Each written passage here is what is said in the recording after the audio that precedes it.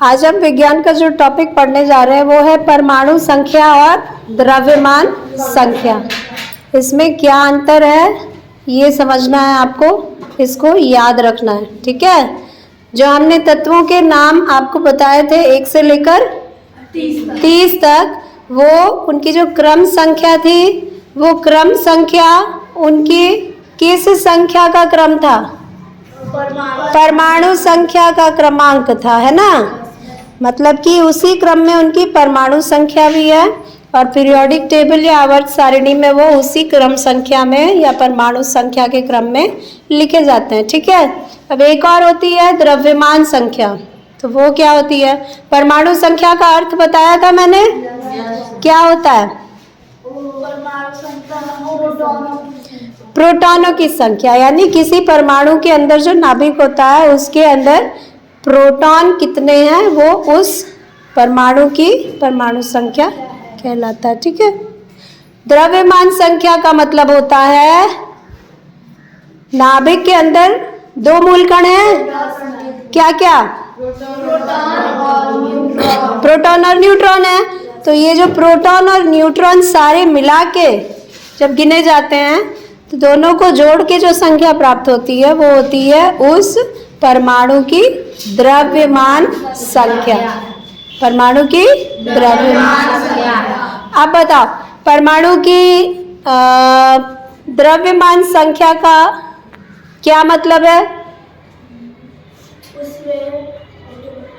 Proton और neutron, हाँ, उस परमाणु में मौजूद प्रोटॉन और न्यूट्रॉन की कुल संख्या उसकी द्रव्यमान संख्या कहलाती है, ठीक है। और परमाणु संख्या क्या है? केवल प्रोटॉन की संख्या।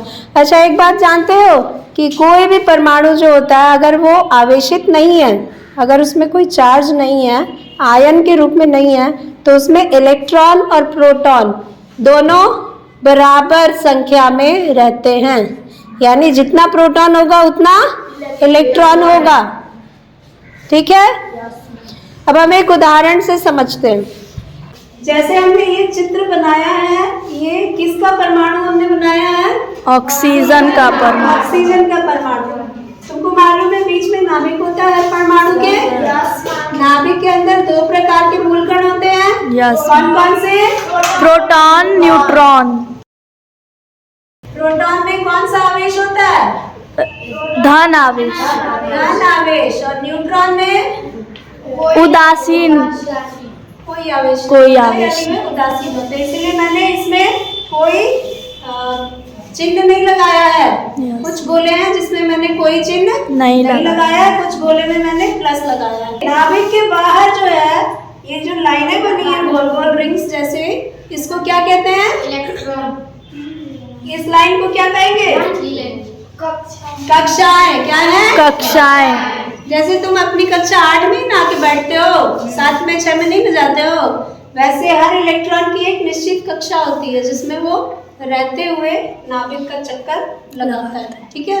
तो इनकी संख्या भी निश्चित होती है। अधिकतम संख्या जो है हर कक्षा की अधिकतम संख्या जो इलेक्ट्रॉन की वो निश्चित होती है। जैसे पहली कक्षा में कभी भी 2 से अधिक इलेक्ट्रॉन नहीं हो सकते।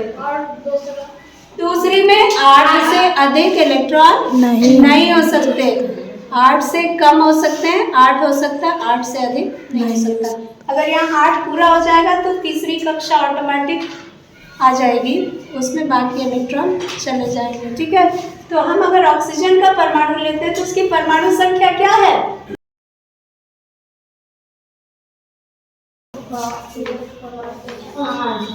हाँ, ऑक्सीजन की परमाणु संख्या 8 है, क्योंकि इसके अंदर प्रोटॉन की संख्या 8 है। और इसकी द्रव्यमान संख्या क्या है? 16। द्रव्यमान संख्या 8 प्लस न्यूट्रॉनों की संख्या, तो इसमें न्यूट्रॉन भी 8 होते हैं। न्यूट्रॉन भी 8 होता है, तो कितना हो गया? 16। ठीक है। अब इसमें इलेक्ट्रॉन भी कितने होते हैं?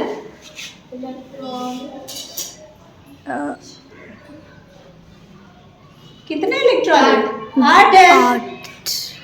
अब इस परमाणु में जब तक कोई आवेश नहीं होगा तब तक इसके प्रोटॉन और इलेक्ट्रॉन बराबर संख्या में होंगे। न्यूट्रॉन की संख्या कभी कभी प्रोटॉन के बराबर होती है और कभी कभी प्रोटॉन की संख्या से एक कम एक ज़्यादा या दो कम दो ज़्यादा ऐसे हो सकती है, बहुत ज़्यादा अंतर नहीं होता है। ठीक है, यस मैम। कभी कभी सेम हो सकती है प्रोटॉन और न्यूट्रॉन की संख्या, तो यहाँ पे सेम है तो इसका जो है द्रव्यमान संख्या इसकी परमाणु संख्या के 2 गुना हो गया। समझ आ रहा है? तो नाभिक के अंदर कौन कौन से मूल कण हैं बताओ जल्दी। प्रोटॉन और न्यूट्रॉन। और नाभिक के बाहर की कक्षा में कौन सा मूल कण है? इलेक्ट्रॉन। इलेक्ट्रॉन। पहली कक्षा में कितने इलेक्ट्रॉन हैं? 2। दूसरी में 6। तो पहली में अधिकतम कितने रह सकते हैं? 2। 2 से ज्यादा नहीं रह सकते। और दूसरी में अधिकतम कितने रह सकते हैं? 8 से ज्यादा नहीं रह सकते, लेकिन 8 से कम होगा तो रह सकते हैं ना। अब ये जो दूसरा परमाणु का चित्र बना है ये किस तत्व का परमाणु है? सोडियम का परमाणु। ऑक्सीजन के परमाणु से इसमें कुछ भिन्नता है? कुछ अलग है? अच्छा, आकार तो वैसा ही है जैसा ऑक्सीजन का था, तो भिन्नता किस चीज में है? क्या बढ़ गया है? एक कक्षा बढ़ गई है। और कक्षा क्यों बढ़ी है?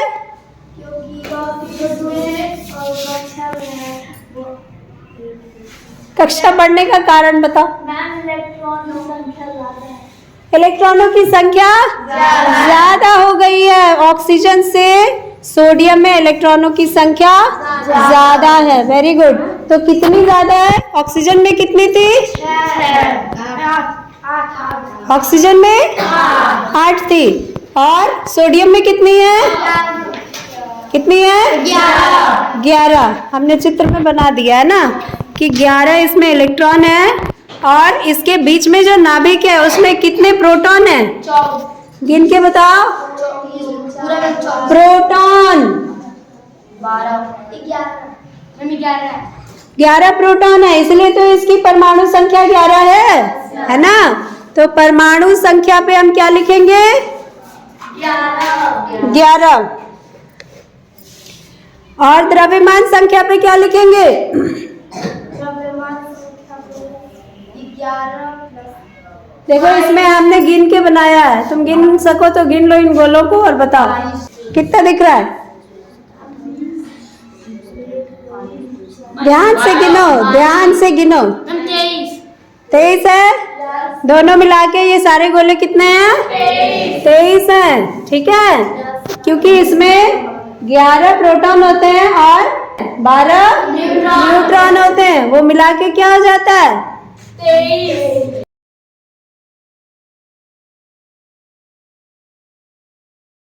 ठीक है, 23 हो जाता है ना। इसमें प्रोटॉन और न्यूट्रॉन की संख्या सेम है कि अलग अलग है? अलग अलग है ना। प्रोटॉन कितने हैं? 11। न्यूट्रॉन कितने हैं? लेकिन इलेक्ट्रॉन कितने हैं? 11 ही है, प्रोटॉन के बराबर है। क्योंकि इसके इस परमाणु पे कोई चार्ज नहीं है, अभी कोई आवेश नहीं है, इसीलिए इसका इलेक्ट्रॉन और प्रोटॉन का संख्या बराबर है। न्यूट्रॉन का संख्या भिन्न हो सकता है। ठीक है, देखो एक चित्र और हमने बनाया है। अब इसमें हमने नाम नहीं लिखा है।